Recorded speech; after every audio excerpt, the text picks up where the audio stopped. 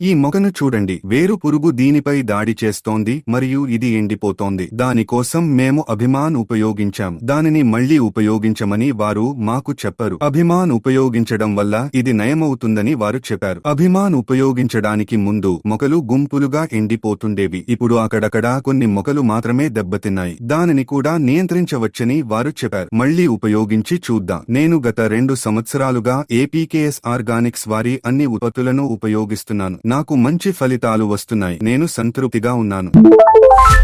నా పేరు ప్రకాష్. పుదుపీర్కడవు పంచాయత్, ఈరోడ్ జిల్లా. నేను అరటితో పాటు అంతర పంటగా బంతి పువ్వు పంట పండిస్తున్నా. ఈ బంతి పువ్వు 3 నెలల పంట.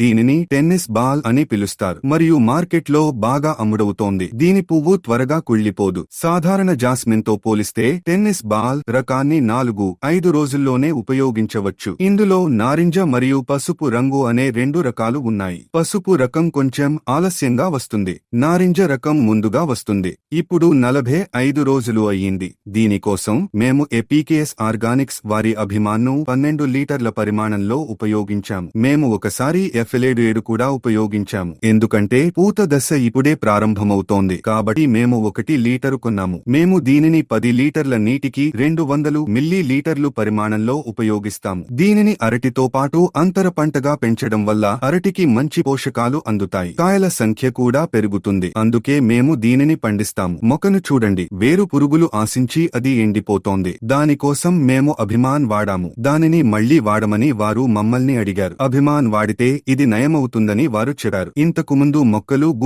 గుంపులుగా ఎండిపోయేవి. ఇప్పుడు అక్కడక్కడా కొన్ని మొక్కలు మాత్రమే దెబ్బతిన్నాయి. దీనిని కూడా నియంత్రించవచ్చని వారు చెప్పారు. మేము దానిని మళ్లీ వాడి చూడవచ్చు. నేను గత 2 సంవత్సరాలుగా ఏపీకేఎస్ ఆర్గానిక్స్ వారి అన్ని ఉత్పత్తులను వాడుతున్నాను. నాకు మంచి ఫలితాలు వస్తున్నాయి. నేను సంతృప్తిగా ఉన్నాను.